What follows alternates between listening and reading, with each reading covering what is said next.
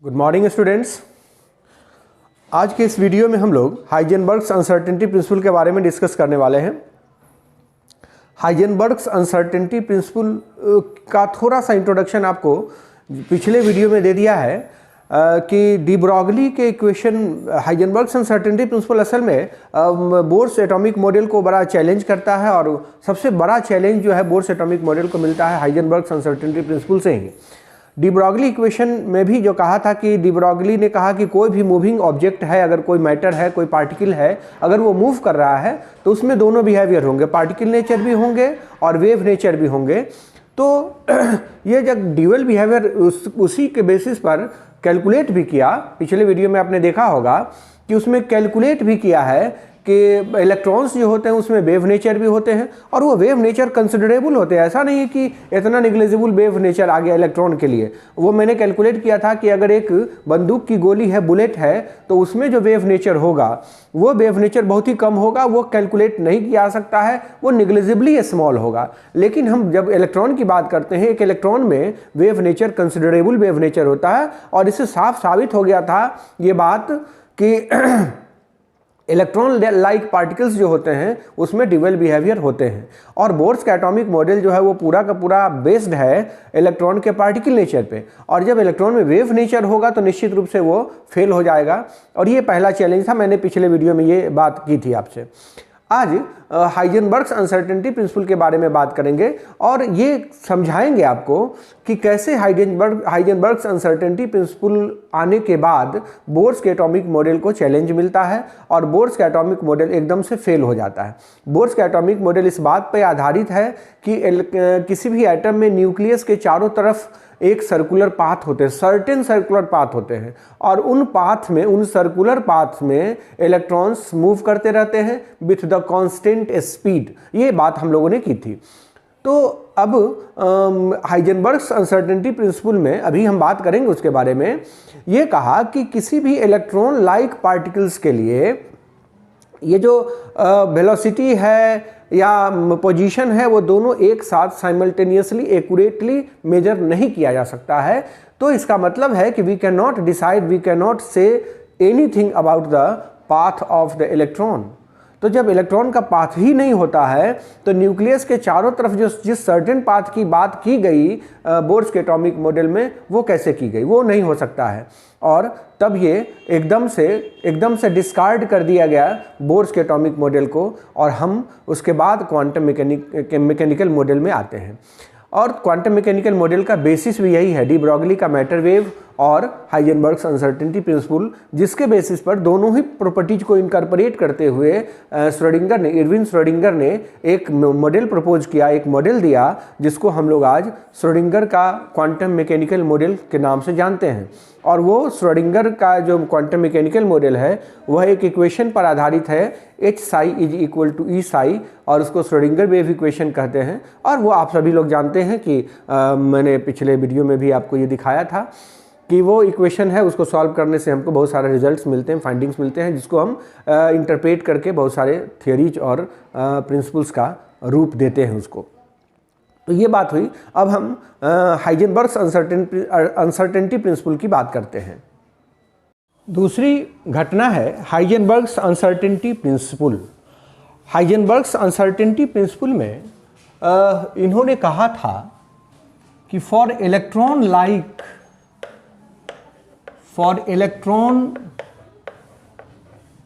Like species के लिए position and momentum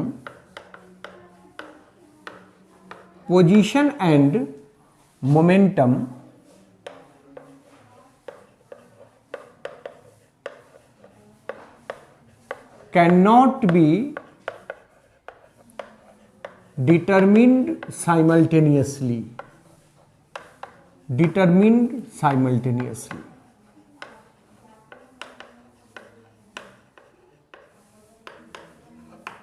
असल में इसका ओरिजिनल जो स्टेटमेंट है वो ये कहता है कि किसी भी इलेक्ट्रॉन के लिए, कोई अगर इलेक्ट्रॉन है तो उसके लिए हम दो वेरिएबल्स एक साथ नहीं निकाल सकते, दो वेरिएबल्स। असल में इसका जो ओरिजिनल स्टेटमेंट था वो ये था कि two variables for an electron can not B determined accurately and simultaneously. तो इसी को हम थोड़ा सा आपके लेवल की बात करते हैं कि यहाँ कहा कि किसी भी इलेक्ट्रॉन लाइक स्पीशीज का, इलेक्ट्रॉन लाइक पार्टिकल्स का हम पोजीशन एंड मोमेंटम एक साथ नहीं निकाल सकते, ये स्टेटमेंट था। कहा कि अगर पोजीशन को सर्टेनली निकालेंगे, if position is calculated accurately, then momentum becomes uncertain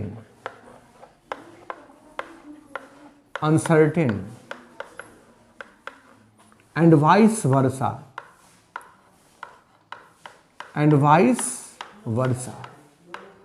कि अगर आप मोमेंटम को एक्यूरेटली निकालेंगे तो पोजीशन अनसर्टेन हो जाएगा। ये बातें हुई। तो इसमें कहता है कि अगर if delta x is the uncertainty in position, this is the uncertainty in position, and delta p, it is the uncertainty in momentum,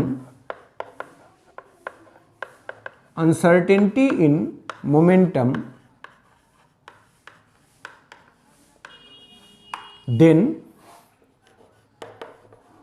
according to Heisenberg,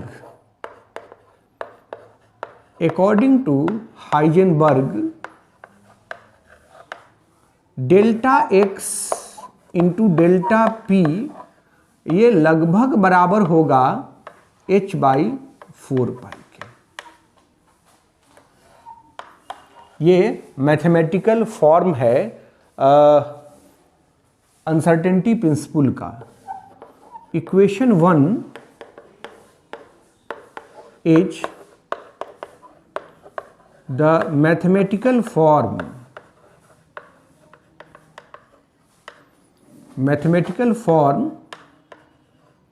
of the uncertainty principle.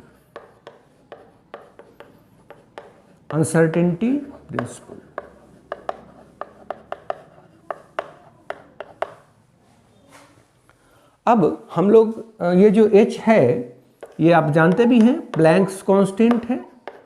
h जो है वो Planck's constant है और पाई तो आप सभी लोग जानते हैं इसका वैल्यू 3.14 होता है। ये इलेक्ट्रॉन के लिए कैलकुलेट किया हाइजेनबर्ग ने कि एक इलेक्ट्रॉन जो सबसे सिंपलेस्ट पार्टिकल है अभी तक के लिए, उसके लिए अगर हम अनसर्टेनिटी कैलकुलेट करेंगे तो वो h/4 पाई आएगा। यही उन्होंने कैलकुलेट किया। But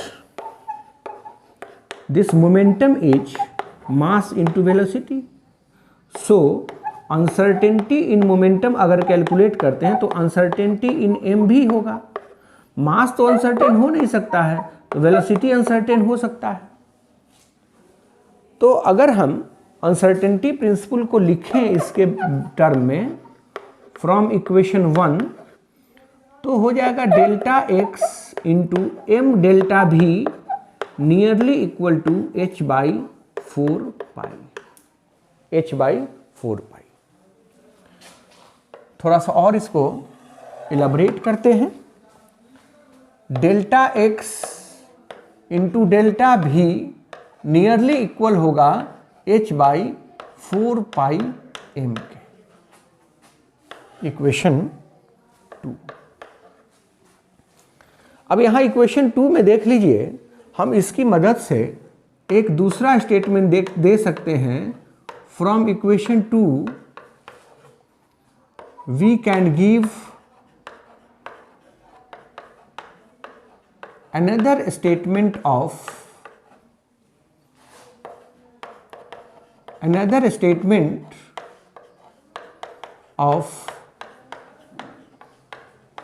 हाइजेनबर्ग्स uncertainty principle, uncertainty principle वो स्टेटमेंट होगा कि for an electron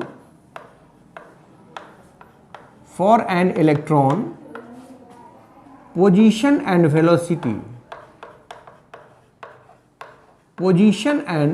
velocity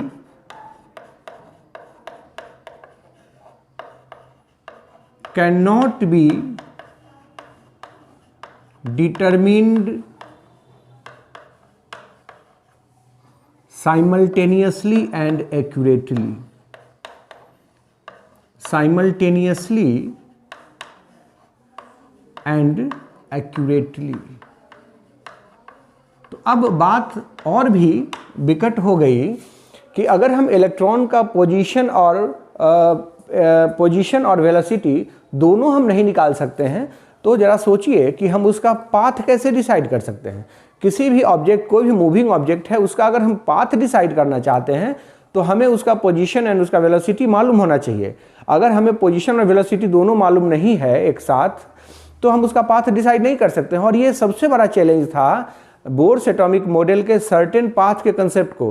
bourse का एटॉमिक मॉडल क्या कहता है कि इलेक्ट्रॉन न्यूक्लियस के चारों तरफ एक सर्टेन पाथ होते हैं, जिन पाथ में इलेक्ट्रॉन्स रिवॉल्व करते रहते हैं, इलेक्ट्रॉन्स घूमते रहते हैं। और यहाँ तो बात पाथ का ही कंसेप्ट हो रहा, डिस्कार्ड हो रहा है। तो फिर बोर्स के एटॉमिक मॉडल में वो भी बात समाप्त हो जाती है, वो एकदम से फेल हो जाएगा वो मॉडल। हम लोग इस पर और भी थोड़ा सा डिस्कशन कर लें। यहाँ जो कहा कि वेलोसिटी और पोजीशन दोनों नहीं निकाल सकते, इसके कंक्लूजन पे हम बाद में चलेंगे, कंसिक्वेंस पे हम बाद में आएंगे। तो पोजीशन और मोमेंटम नहीं निकालने का कारण क्या हो सकता है? आखिर ये अनसर्टेनिटी होती क्यों है? रीजन क्या है अनसर्टेनिटी का? रीजन ऑफ अनसर्टेनिटी, हम लोग इसके बारे में थोड़ी सी बात कर लेते हैं। वैसे अगर हम कहें तो क्वांटम मैकेनिक्स के मदद से अगर हम इसका जवाब देना चाहें तो आपको मैं बता दूं, पहले थोड़ा सा इन्फॉर्मेशन दे देता हूं कि जब आप क्वांटम मैकेनिक्स में आगे बढ़ेंगे तो ये पूरा का पूरा मैथमेटिकल हो जाएगा। और वहाँ जितने भी हम आपको पढ़ाएंगे भी, वहाँ की ऑपरेटर्स जो होते हैं उनके लिए एक मैट्रिक्स बनाते हैं हम लोग, और उसको हम लोग बाद में चल के मैट्रिक्स मैकेनिक्स कहते हैं। और मैट्रिक्स में जिस ऑपरेटर का मैट्रिक्स हम बनाएंगे, सपोज कीजिए कि हमने पोजीशन का ऑपरेटर का मैट्रिक्स बनाया, वेलोसिटी के ऑपरेटर का मैट्रिक्स बनाया, और दोनों मैट्रिक्स को जब चेक करते हैं तो वो कम्यूट नहीं करेंगे। वेलोसिटी एंड पोजीशन एक दूसरे से कम्यूट नहीं करते हैं, और इसीलिए हम ये कह देंगे कि जब कम्यूट नहीं करेंगे तो उनका एक साथ डिटर्मिनेशन एक्यूरेटली संभव नहीं है। ये क्वांटम मैकेनिकल एक्सप्लेनेशन है कि if the operator of two variables can not commute to each other, then these variables cannot be determined simultaneously and accurately. This is the limitation of quantum mechanics। और matrix mechanics कहिए, ज़्यादा accurately है कि उसको matrix mechanics कहिए। और matrix के mechanics में हम ये कंक्लूजन निकालते हैं, लेकिन वो बहुत ही एडवांस लेवल की बात हो गई। यहाँ हम अनसर्टेनिटी का रीजन आपको समझाना चाहते हैं। रीजन हम आपको ऐसे समझा सकते हैं कि सपोज कीजिए कि हमें इस चॉक होल्डर का लेंथ निकालना है। तो आप समझ रहे हैं कि इसको देखने से लग रहा है कि this is in the region of centimetre. ये 5 सेंटीमीटर, 4 सेंटीमीटर, 8 सेंटीमीटर का होगा। और हमारे पास जो मीटर स्केल दिया हुआ है, ध्यान से सुनिएगा, मीटर स्केल दिया हुआ है, वह मीटर स्केल जो है उस पर 2 निशान के बीच का डिस्टेंस 1 मीटर है। सपोज कीजिए 100 सेंटीमीटर है, और हम उससे इसको मेजर करना चाहते हैं। तो आप समझ रहे हैं कि इसको क्या हम एक्यूरेटली मेजर कर पाएंगे? कदापि नहीं कर पाएंगे, क्योंकि ये सेंटीमीटर में है और हमारे पास जो लेंथ दिया हुआ है उस दो निशान लगे हुए हैं, उनके बीच का डिस्टेंस 1 मीटर है, 100 सेंटीमीटर। हम नहीं मेजर कर सकते हैं। इसको बार बार रिपीट करके हम ये अंदाज़ा लगा सकते हैं कि इसका लेंथ 10 सेंटीमीटर होगा, 8 सेंटीमीटर होगा, एक अंदाज़ा लगा सकते हैं, लेकिन एक्यूरेट मेजरमेंट नहीं कर सकते हैं। तो इसका मतलब हुआ कि अगर हम इसको एक्यूरेट मेजर करना चाहते हैं तो हमारे पास जो मीटर स्केल होना चाहिए, उस मीटर स्केल पे कैलिब्रेशन किया हुआ सेंटीमीटर में अगर इसका लेंथ है तो मिलीमीटर में होना चाहिए, क्योंकि कुछ सेंटीमीटर कुछ मिलीमीटर इसका लेंथ हो, ऐसा भी हो सकता है। और अगर ये मीटर में है तो मीटर कुछ सेंटीमीटर हो। तो कहने का मतलब ये है कि अगर किसी ऑब्जेक्ट का हम डायमेंशन निकालना चाहते हैं, लेंथ निकालना चाहते हैं, तो हमको जो मीटर स्केल चाहिए उस पर कैलिब्रेशन इसके डायमेंशन से कम यूनिट में होना चाहिए। मतलब अगर ये सेंटीमीटर में है तो मिलीमीटर में होना चाहिए, अगर ये मीटर में है तो सेंटीमीटर में होना चाहिए।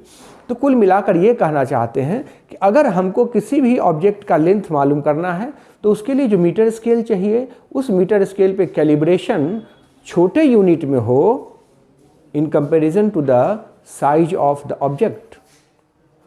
ठीक वैसे ही अगर हमें किसी इलेक्ट्रॉन को देखना है एक एटम में, हम इलेक्ट्रॉन को देखना चाहते हैं एटम में, तो निश्चित रूप से उसको हम इल्यूमिनेट करेंगे किसी लाइट से। सपोज कीजिए कि इस कमरे में अगर कोई ऑब्जेक्ट गिर गया है तो उसको खोजना है अंधेरे में, तो हम क्या करेंगे, उस पर टॉर्च जलाएंगे। टॉर्च की रोशनी वहाँ पड़ेगी, वहाँ से जो रिफ्लेक्ट होकर लाइट हमारी आंखों तक आएगी, हम उसको देख पाएंगे, उसको ढूंढ पाएंगे। ठीक वैसे ही अगर हमको एक इलेक्ट्रॉन को देखना है तो इलेक्ट्रॉन को इल्यूमिनेट करना होगा और एक ऐसे रेडिएशन से इल्यूमिनेट करना होगा जिसका वेवलेंथ इलेक्ट्रॉन के साइज से छोटा हो। तो जिसका वेवलेंथ इतना छोटा होगा उसकी फ्रीक्वेंसी बहुत ज़्यादा होगी, और उसकी फ्रीक्वेंसी ज़्यादा होगी तो उसकी एनर्जी भी बहुत ज़्यादा होगी। E = hν। और इस एनर्जी से अगर आप इलेक्ट्रॉन पर बम्बार्डमेंट कराएंगे, ये इलेक्ट्रॉन है, अगर हम इस रेडिएशन को यहाँ डालेंगे तो निश्चित रूप से ये यहाँ से जंप कर जाएगा।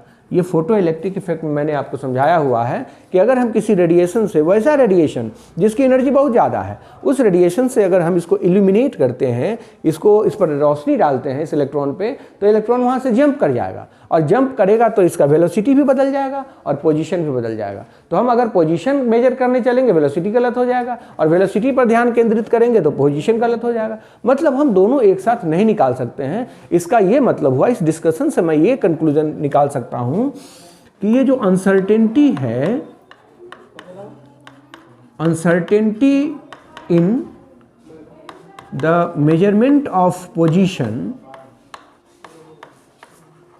measurement of position and velocity, position and velocity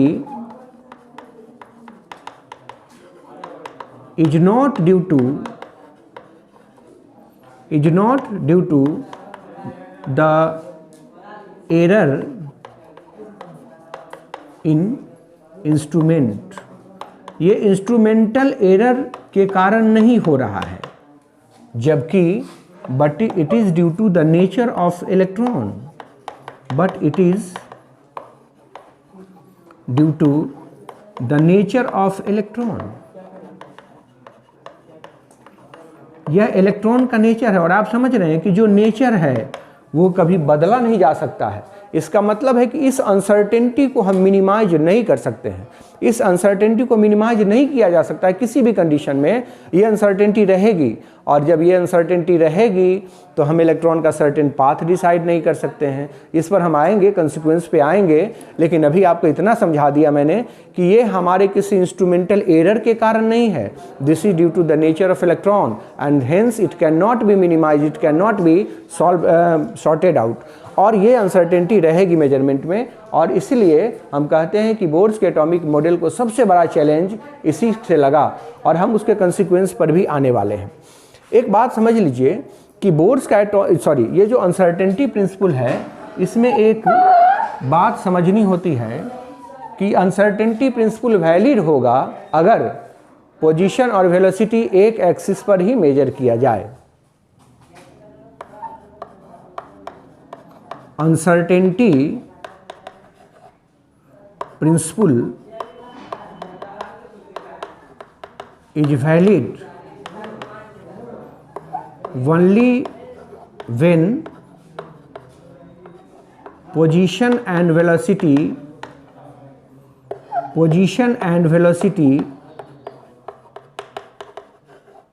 are measured at the same axis,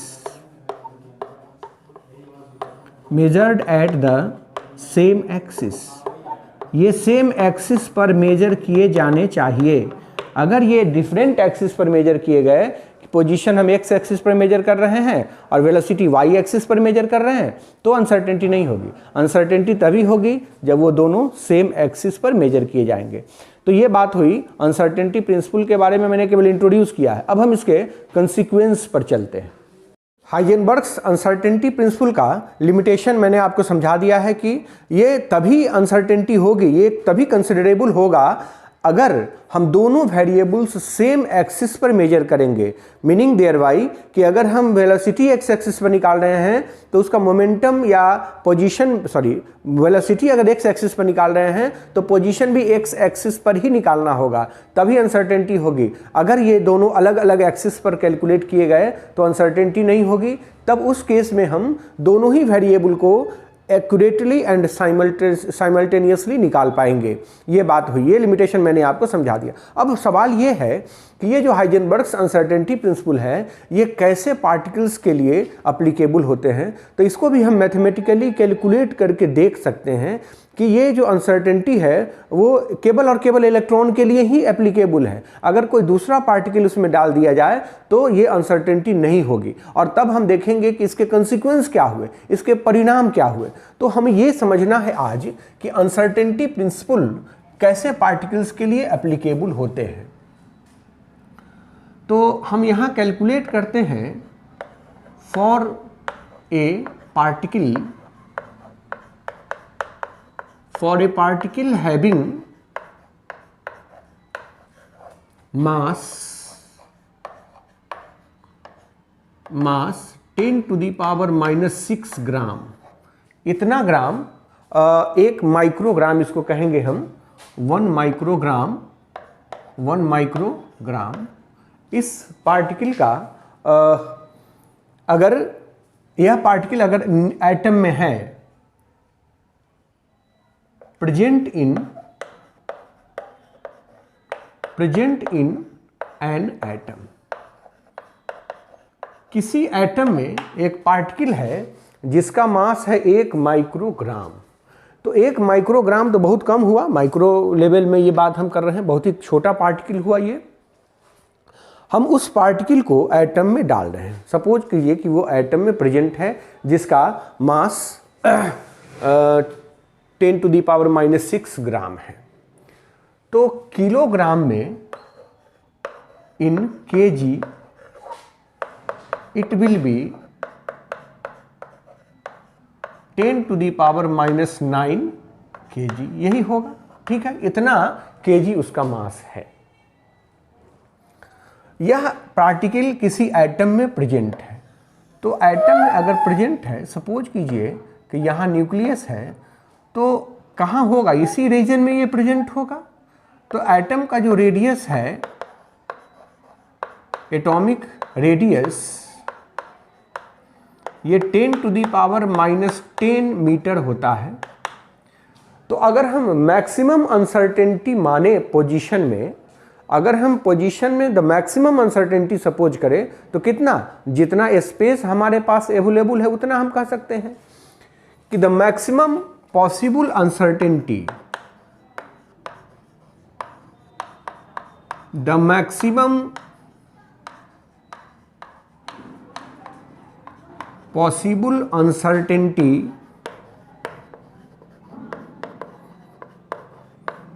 uncertainty in position, ये हम कह देंगे कि 10 to the power -10 मीटर होगा द मैक्सिमम पॉसिबल अनसर्टेनिटी। इससे ज़्यादा अनसर्टेनिटी हो नहीं सकती है। सपोज कीजिए कि हमारे पास 1000 रुपया है, तो मैक्सिमम चोरी कितने की हो सकती है, 1000 की। अगर हम कहते हैं कि मेरे पास 1000 रुपया था और 1500 की चोरी हो गई, तो ये तो गलत हुआ, इनसिग्निफिकेंट बात हुआ। ठीक वैसे ही जितना बड़ा स्पेस है हमारे पास, तो मैक्सिमम अनसर्टेनिटी उतनी ही हो सकती है। तो मैंने मान लिया, तो मैक्सिमम एक्सटेंट तक हमने सपोज कर लिया कि uncertainty 10 to the power -10 metre होगी। Now for this very particle,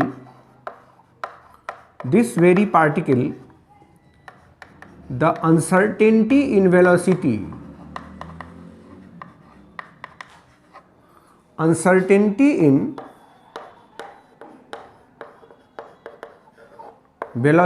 can be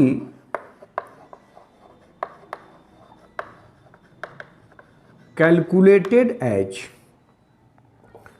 delta v into delta x बराबर होता है h/4 4 पाई, ये फार्मूला है हमारे पास। तो अनसर्टेनिटी इन वेलोसिटी हम निकाल लेंगे तो बराबर हो जाएगा 4 पाई m छूट गया था, तो h by 4 pi m into delta x uncertainty in position जो हमको पता है। हेंस हम अगर इसको सॉल्व करना चाहें, अनसर्टेनिटी इन वेलोसिटी बराबर 6.62 into 10⁻⁻34 joule second by 4 into 3.14 into m इसका हो गया 10⁻⁻9 kg इंटू 10⁻⁻10 मीटर। यही तो अनसर्टेनिटी इन पोजीशन है। इसको हम सॉल्व करते हैं तो 6.62 बाई 4 इंटू 3.14 इंटू 10⁻, देख लीजिए 34 में से 19 घटा देना है, -34 प्लस 19। तो ये सॉल्व कीजिए, कुछ यहाँ आएगा कांस्टेंट इंटू 10⁻⁻15 मीटर पर सेकेंड। ये अनसर्टेनिटी हमारे वेलोसिटी में, हमारे वेलोसिटी मतलब उस ऑब्जेक्ट के वेलोसिटी में ये जो अनसर्टेनिटी आई हमने कैलकुलेट किया, और ये अनसर्टेनिटी इतना कम है, the uncertainty is so small to calculate. ये बहुत ही कम है, ये इनसिग्निफिकेंट हम कहते हैं कि वैसे पार्टिकल्स जिसका मास 10⁻⁻9 kg है, उसमें भी अगर हम अनसर्टेनिटी कैलकुलेट करें तो इतना कम अनसर्टेनिटी आएगा कि हम उसको कैलकुलेट नहीं कर पाएंगे, वो सिग्निफिकेंट नहीं होगा। लेकिन अगर यही अनसर्टेनिटी इलेक्ट्रॉन के लिए हम कैलकुलेट करें, the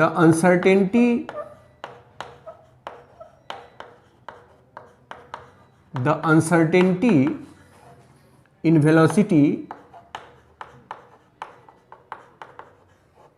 of electrons present in atom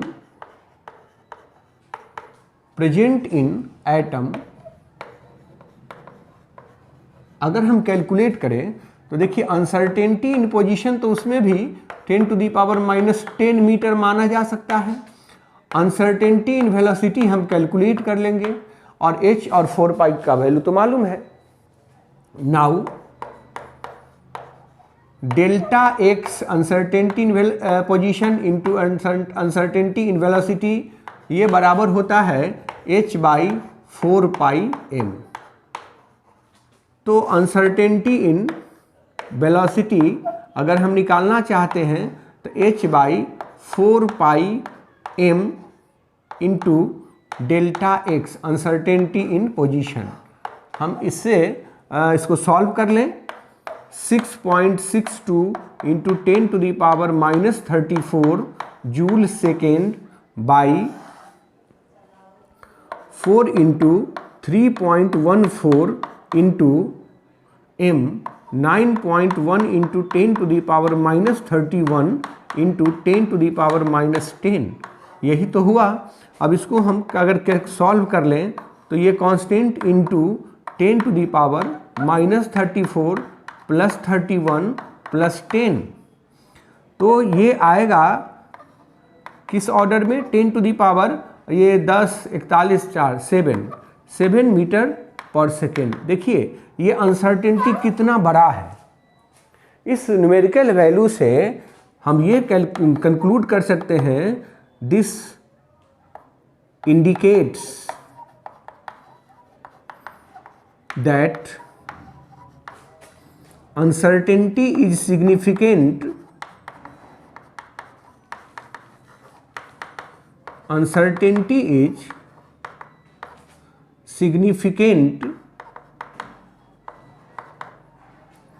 for the electrons only। हम अगर इलेक्ट्रॉन्स की बात करेंगे तभी अनसर्टेनिटी होगी। अगर इलेक्ट्रॉन से भारी कोई पार्टिकल है तो उसमें अनसर्टेनिटी नेग्लिजिबल होगी। तो इसका मतलब ये हुआ कंक्लूजन ये हम निकालेंगे कि ये जो अनसर्टेनिटी है वो केवल और केवल इलेक्ट्रॉन के लिए ही है, कि Heisenberg's uncertainty principle, Heisenberg's uncertainty principal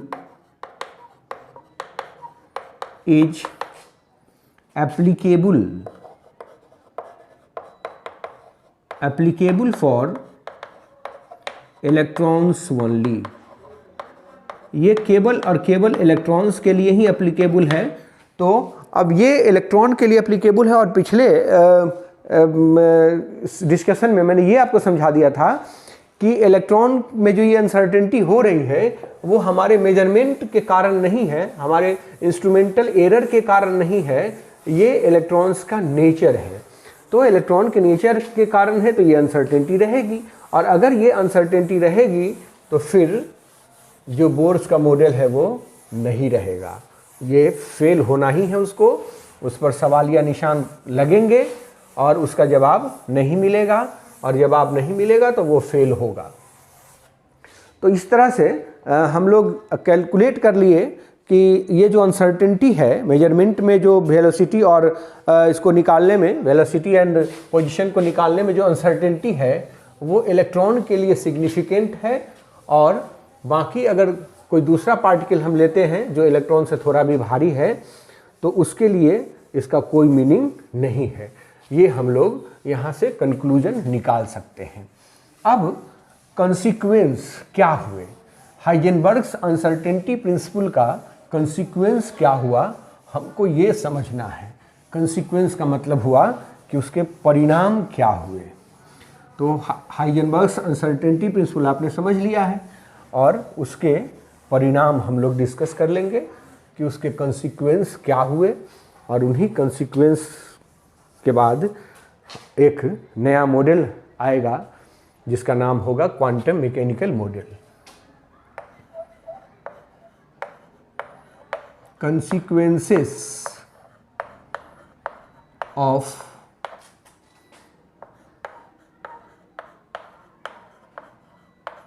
Heisenberg's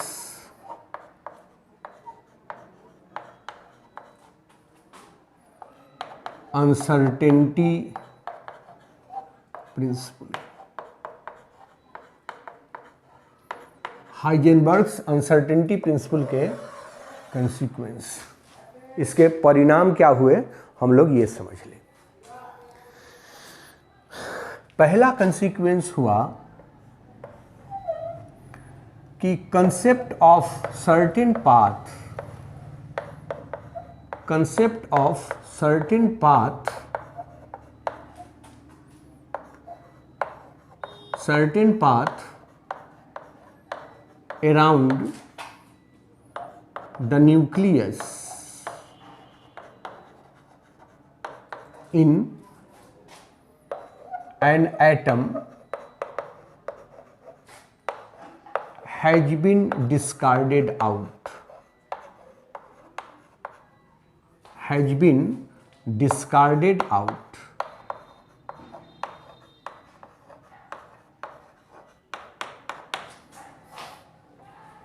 पहला सबसे कंसिक्वेंस ये हुआ, जो सबसे पहला चैलेंज मिला बोर्स के एटॉमिक मॉडल को। बोर्स का एटॉमिक मॉडल इस बात पर आधारित है कि इलेक्ट्रॉन जो है वो न्यूक्लियस के चारों तरफ एक सर्टेन पाथ में घूमते रहते हैं। ये सर्टेन पाथ हुआ जिसको सेल या ऑर्बिट कहा जाता है। लेकिन जब हम किसी का सर्टेन पाथ डिसाइड करेंगे तो उसके लिए हमको उस ऑब्जेक्ट का पोजीशन और उसका वेलोसिटी एकदम मालूम होना चाहिए कि path can only be decided, path can only be decided if position and velocity of that moving object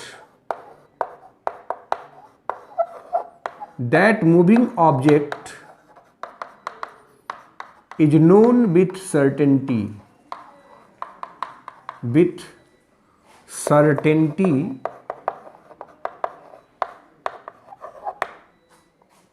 लेकिन अनसर्टेनिटी प्रिंसिपल कहता है but according to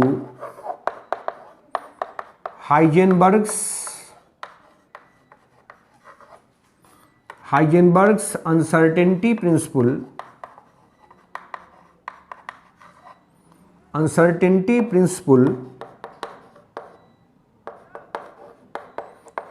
these two variables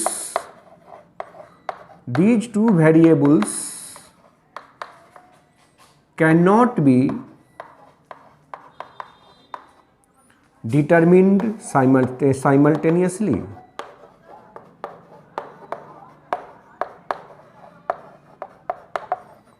उनको एक साथ नहीं निकाला जा सकता है।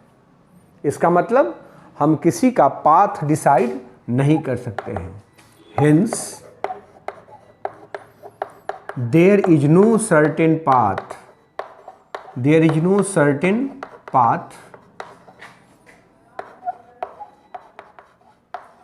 around the nucleus. न्यूक्लियस के चारों तरफ ऐसा कोई सर्टेन पाथ नहीं होता है। इसका यह मतलब हुआ, और इस तरह से हम लोगों ने ये समझ लिया कि बोर्स के एटॉमिक मॉडल को सबसे बड़ा चैलेंज मिला इसी बात से, हाइजेनबर्ग्स अनसर्टेनिटी प्रिंसिपल से मिला। हाइजेनबर्ग्स अनसर्टेनिटी प्रिंसिपल कहता है कि पाथ डिसाइड नहीं कर सकते हैं, और बोर्स एटॉमिक मॉडल कहता है कि पाथ होता है। तो यहाँ पर उसको बहुत बड़ा चैलेंज मिला और इससे वो फेल भी हो गया। दूसरा कंसिक्वेंस है इसका कि electrons can not be present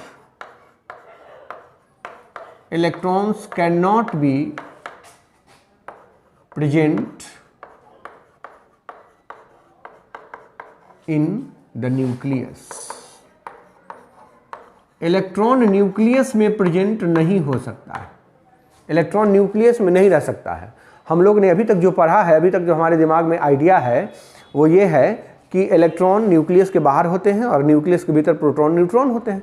तो हम एक कैलकुलेट कर सकते हैं, इसको मैथमेटिकली हम प्रूफ कर सकते हैं कि एक इलेक्ट्रॉन कभी भी न्यूक्लियस में नहीं हो सकता है। ये बात हम लोगों को समझना है।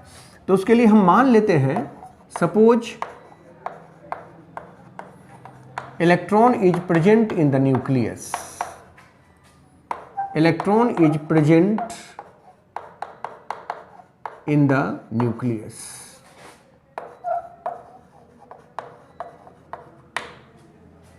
इलेक्ट्रॉन न्यूक्लियस में प्रेजेंट होता है। तो the maximum uncertainty in position कितनी होगी? द मैक्सिमम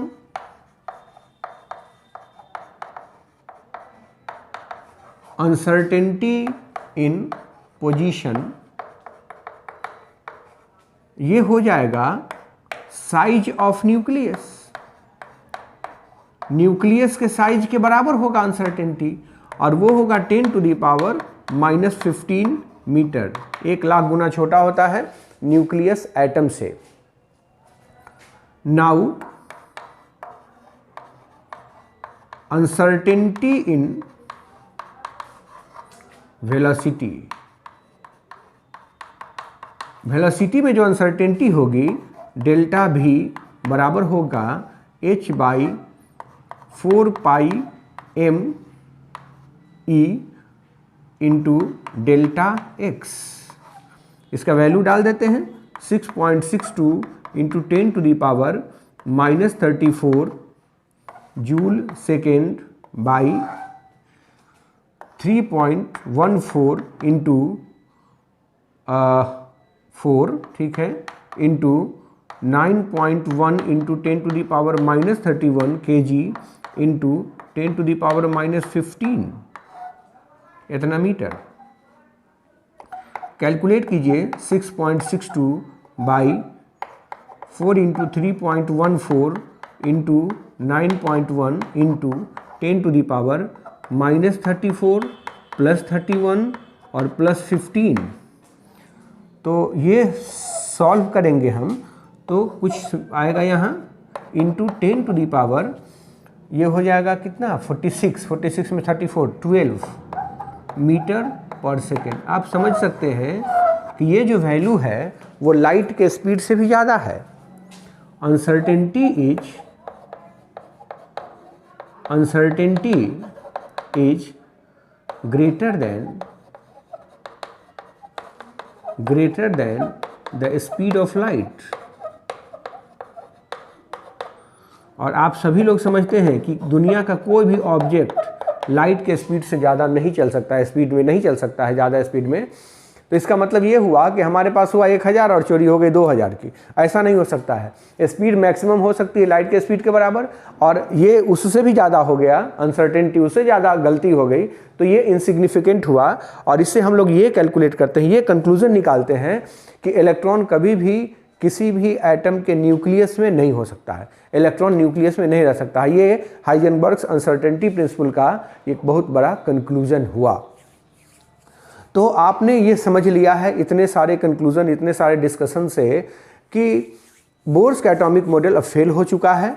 अब हमें एक नए मॉडल की ज़रूरत है, अल्टरनेटिव मॉडल की ज़रूरत है, जहां हम किसी क्या मतलब कि एक इलेक्ट्रॉन के वेव नेचर और पार्टिकल नेचर दोनों को इनकॉर्पोरेट करने की कोशिश करेंगे, और दोनों को मिलाकर एक साथ हम एक नया मॉडल की बात करने वाले हैं, जिसको वेव मैकेनिकल मॉडल या क्वांटम मैकेनिकल मॉडल के नाम से जानते हैं। तो ये वेव मैकेनिकल मॉडल हम लोग पढ़ेंगे नेक्स्ट लेक्चर में। अभी तो आप इन दोनों ही जो फिनोमेनन है डी ब्रॉगली का मैटर वेव और हाइजेनबर्ग्स अनसर्टेनिटी प्रिंसिपल, इसको खूब बारीकी से समझ लें, और इसी के आधार पर हम आगे बढ़ेंगे, जिसमें ये कहेंगे कि क्वांटम मैकेनिकल मॉडल में हम दोनों ही नेचर को इनकॉर्पोरेट करते हैं, और वो जो पूरा क्वांटम मैकेनिकल मॉडल है वो पूरा का पूरा मैथमेटिक्स है, पूरा मैथमेटिकल बैकग्राउंड है उसका।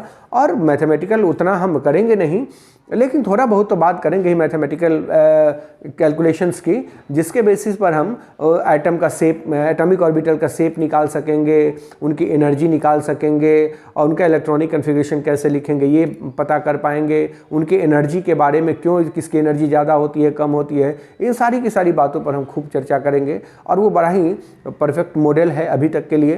तो क्वांटम मैकेनिकल मॉडल हम लोग नेक्स्ट वीडियो से शुरू करेंगे, और इन सारे के सारे टॉपिक्स को आप कंप्लीट करें। फिर अगले वीडियो में क्वांटम मैकेनिक्स के साथ आपसे भेंट होगी। एक फिर से रिक्वेस्ट कर देना चाहता हूं, जो भी हमारे नए व्यूअर्स हैं वो अगर चैनल सब्सक्राइब नहीं किया तो सब्सक्राइब कर लें, और बेल आइकन को प्रेस करना ना भूलें, ताकि आपको सही समय पे उसका नोटिफिकेशन मिलता रहे। और अगर वीडियो अच्छा लगे तो उसको लाइक भी देना ना भूलें। धन्यवाद।